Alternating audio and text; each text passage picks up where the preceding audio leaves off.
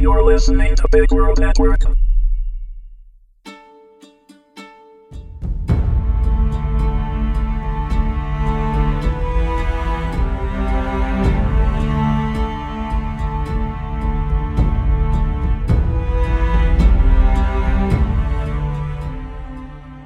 A Prize of Sovereigns, Episode 1, Byram, written and read by Neil MacDonald. What a fragile thing a man's head was, so easily stove in with a hammer, or lopped from the neck with a swing of a broadsword. Byram's thoughts were oddly detached as he watched.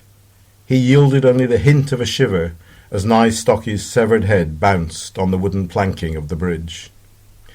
Byram of the House of Sinister had claimed his share of heads in battle. He liked war, but as he watched the rebel's headless body crumple and then slowly fall, he knew this was different. This was the first time he had taken a head under a flag of parley. From here there was no going back. There was no honour in this. But the meaning of that word depended on who you were. The honour of kings lay in safeguarding the realm. By habit he absently fingered the scar that ran across his left cheek, a memento of a battlefield encounter with a knight of Lorador. But for the disfigurement he might have been handsome. His nose was fine and haughty, his eyes a piercing blue, his mouth broad with full sensual lips. Yet he liked the scar. It disguised the green youth of his 23 years, and twisted his face into a permanent and savage grin that men feared. Moreover, it reminded him how slim was the margin between life and death, victory and defeat. Byram remained studiedly impassive on his gilded chair at the end of the bridge. He saw Sir Kellan wipe his bloodied sword clean, and saw the guards seize Stocky's lieutenants before they had time to respond. It was all over in seconds. Each man on the bridge had been stern in resolve, knowing what he had to do. The waverers and doubters had been left behind at court. Sir Kellan bent to retrieve the head, glanced searchingly at Byram for a moment, and then impaled the grisly trophy firmly on a soldier's pike. Screens around the Parley Bridge hid the sight from Stocky's rebel horde camped beyond the city gates.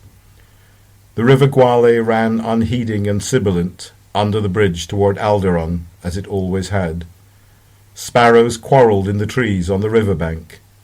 A wisp of white cloud continued its transit of the sky's blue dome. The early spring world was just as it had been a moment before, indifferent to the squabbles of men. Byram took this constancy as a sign the gods were with him. "We must move swiftly," he urged Sir Kellan, "while the initiative is ours." He held out the parchment with the royal seal. Sir Kellan, a burly, grizzled veteran of many combats, nodded and received the proclamation. The screens at the end of the bridge were opened, and the knight cantered out, attended by 2 other high lords of the realm. He rode a pure white destrier, almost 16 hands high, caparisoned as for a tournament in leather faced with red velvet. They made a show of it. The wind billowed his coal-black cloak, revealing a crimson lining and the burnished silver of his mail, the richness contrasting with the grey of his close-cropped hair. In a gauntleted fist he carried the griffin couchant standard of the king. He reined in before the assembled peasant army. They were ragged but flushed with success. As he approached, they waved a haphazard assembly of weapons at him, scythes, pitchforks, staves, but there were also captured broadswords gleaming among the rustic implements. He paused, allowing the ranks of rebels to press forward and fall silent. Then, his deep, gravelly voice booming over the field, he read the proclamation. "His gracious Majesty Byram, the third of that name, King of Suith, declares that justice for his subjects and the peace of his realm are his most pressing concern. He has heard the pleas of his people, and their travails afflict him sorely. He finds their cause just. He declares they have no need for captains but him.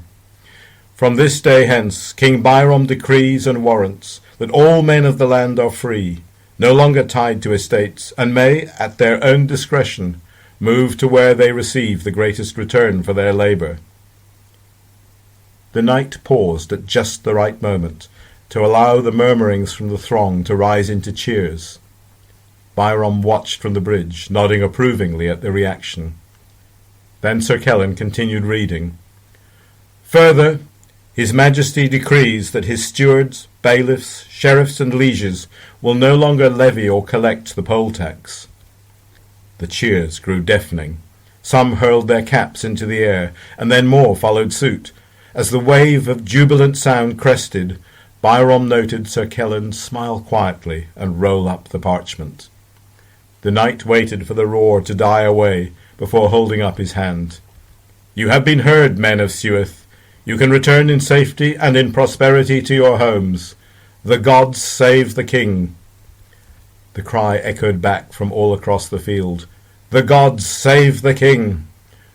Without waiting further, Sir Kellan turned his charger back towards the bridge. A shouted question, the one Byram had feared, stalled him. Where is our captain? Other voices joined in.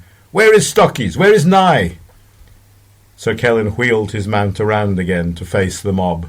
You have no captain but the king, and as for Master Stockies, he is with the king. Have no fear. Again he turned, and without allowing any more converse, galloped his retinue back to the bridge.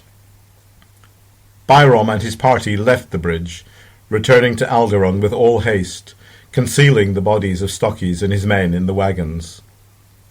All the way back, Byram rehearsed his next steps. He knew this was a new problem. He knew all about war, but this was the uncertain ground of power.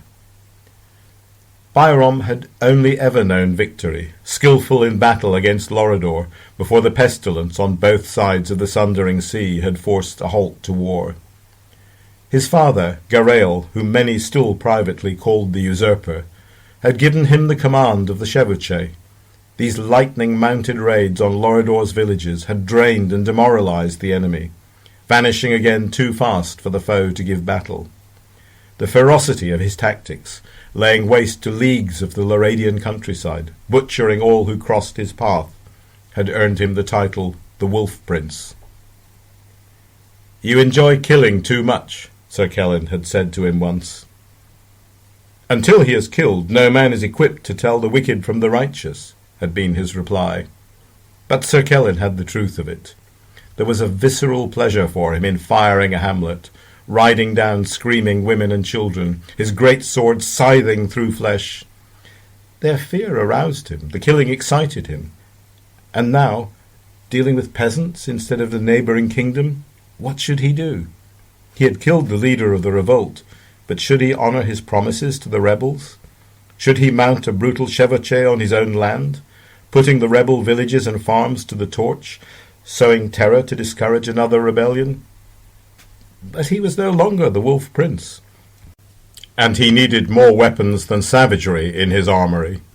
He was king, his father 2 years in the ground, and a king needed cunning and statecraft as well as strength.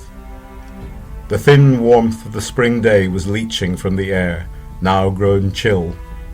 Clouds began to billow in the west. A storm was brewing.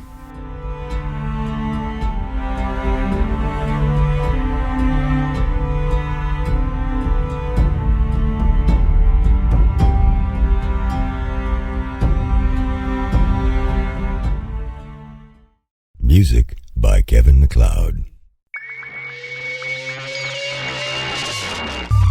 You're listening to Big World Network.